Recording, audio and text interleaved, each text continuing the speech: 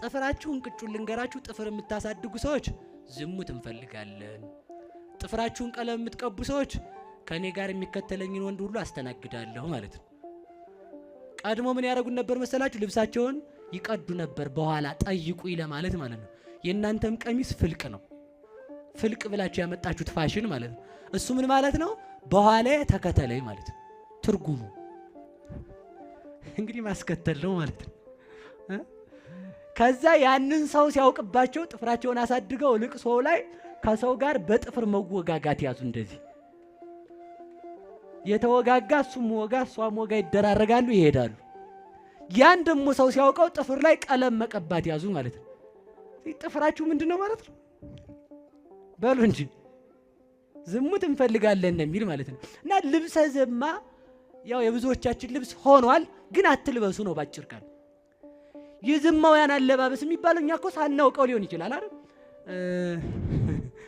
እዚህ ጋር ለእንታም እየነገርኳቸው ነበርና ይሄ ዊጋችሁ ሁሉ ዘማነትን ነው የሚሰብከው ህንዶች ለጣዖቱ መስዋዕት የሚያቀርቡበት ቀን አለ የዚያን ጊዜ ራሳቸውን ይላጫሉ ያን የተላጩትን ጸጉር ቆሻሻ ቦታ ነበር የሚደፉት የሆነ ሰዓት የኔ ዝናብ ዘንቦ ዝናብ ያጠረው ጤፍ የሚመስል ጸጉር ያላቸው ሰዎች መቀጠላቸውን ሲያዩ ማሽን አስገብተው አጥበው መሸጥ ያዙ ለምንድን ነበር የሚቆረጡት ለጣዖቱን ለማክበር ማለት እኛ ደግሞ የምንቀጠለው ለምንድን ነው ሰዎች እንዲያዩን እኮ ነው ይሁኝ ነው ጸጉሬ ያማረ ነው ምንም ትርጉም የለም አይደል ስለዚህ ከልብሰ ዘማ መውጣት አለብን ነው ባጭሩ እንዲያርጋ ጠበቀችው ልብሰ ዘማ ለብሳ የዘማውያን ልብስ የታወቀ ነው ያው ከፍ ከፍ ዝቅ ዝቅ እንዲያ ያለ ነው ማለት ነው እየሰማችሁ ነው ለምሳሌ ጥያቄ ልጠይቃችሁ እዚህ ጋር ቪ የምታረጉት እንደዚህ ኦ የምታረጉት ጡታችሁን እዚች ጋር ባላዋን አየት እንዲያርግላችሁ ሰው የምታረጉት እንደ ወንዶቹ የኔን ጡት እንዴት ነው የሚያዩት ነው አሁን ደግሞ ሴቱ በጣም እንዳትቆጡኝ እንጂ መቤቴን አትቆጡኝ ማለት መቼም ካልከፋችሁ ልካችሁ ልንገራችሁና ልኬን ንገሩኝ ካርቶን መቀመጫቸውም ካርቶን ሆኗል አሁን እንደው ቆይታሉ ሰው መቀመጫን እንዴት ነው የሚያዩ ጥፍራችሁ የሌላ መቀመጫችሁ የሌላ ከንፈራችሁ የሌላ እንዲሁና ጸጉራችሁ የሌላ እናንተ ምን ሆነ ማለት ነው አይሁን እኮ ነው በቃ የዘማው ያለ ልብስ ማለት ነው በተሰጣችሁ አጊጡ በቃ እኔ አታጊጡ አይደለም ያልኩት ግን ያን ስናደርግ ምንድነው ትርጉሙ ማለት አለብን ሰውን ጥፍር አታስቀጥል ስትለው ምን ችግር አለው ባልዩ አታስቀጥይ ካላት ኢኮኖሚ እየከለከለ ይመስላታል ግን ዝሙት ትፈልጋለሁ ብለሽ እየተጣራሽ ነው መነሻው እሱ ስለሆነ ማለት ነው እግዚአብሔር ከዘማው ያለ ልብስ ያውጣን ልባችንን ንጹህ ያድርግልን አልተቆጣችሁም መቼም አይደል ዘይት ትተዋላችሁ ከዛሬ ጀምሮ አይደል ያው እንግዲህ ከዛፍ ቅጠልም ከዛፍ ልጥም ይቅርታ ከዛፍ ቅጠል አይደለም ከዛፍ ልጥ የሚሰራ ዊግም አለ ግን አሁን የዛፍ ልጥ ራሳችሁ ላይ ተሸክማችሁ ትውሉ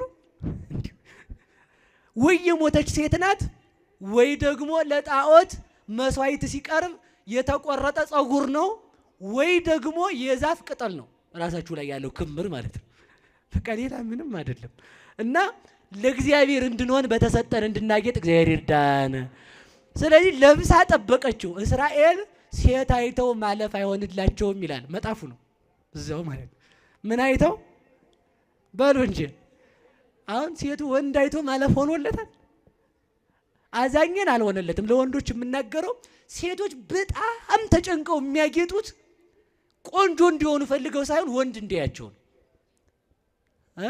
አይደል ወንድ እንዲያዩ ማለት ነው እና ወንድ ስራዬ ብሎ አንድ ልብስ ለብሳ ወጣ አንድ ወንድ ቆንጅት አምሮብሻል ካላት ያችን ልብስ እስከምትሞት አታዋትም ደሞ ሌላው እንዲደግማት ማለት ነው አምሮብሻል ተብላለች በቃ አለቅ ለዚህ እኮ ነው ጥፍራችሁ እንዲያ ሆኖ ሲወጣ ታው ከልከል ነው ሲሉ አባቶች እነሱ የማይገባቸው ፋራ ምክንያቱም ስትወጪ አንቺ በቃ ጥፍርሽ በቃ እንዲያ ስለሚል አምሮብሻል ቆንጅት ስለሚልሽ የሆነ ትልም ትፈልግ አሞራ ማለት ነው ከመሬት ቆፈር ማረጃው ነው እሱ አይደል እናንተ ምን ልቆፍሩበት ነው ሲበሉ እኮ ራሱ መቤቴን ተጨንቀው እኮ ሲያነሱ ሲያረጉት እንጀራው ላይ ቀድሞ ጥፍራቸው ስክት ወይ ጉድ እናንተ በምናችሁ ትበሉ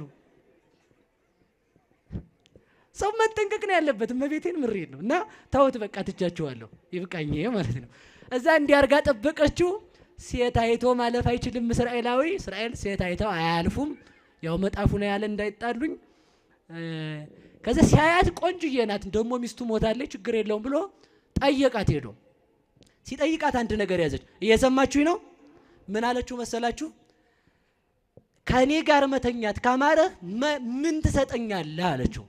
አንድ በግ እሰጥሻለሁ አላት። ስንት በግ በሉ እንጂ። አያችሁ ክብሯን በምን ለወጠችው? በበግ። ክብራችን የተለወጠው በብር ነው። ብዙ ሴቶች ከዝሙት መውጣት ይፈልጋሉ፣ ገንዘብ ስለሌላቸው ዘማውያኑ ሴቶች አሉ። በገንዘብ ክብራቸውን የለወጡ ወንዶችም አሉ። በገንዘብ ክብራችንን የለወጥን መምህራኖችም አለን።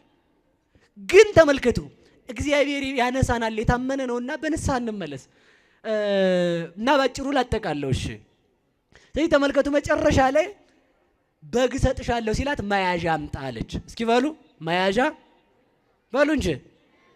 ምን አምጣ አለችው? መያዣ አምጣ ስትለው መያዣ የለኝም ሲላት ኮፍያህን፣ ቀለበትህን፣ ዘንግህን አምጣ አለችው። መቼስ እንደው አሁን እንደው የምናውቀው አይደል?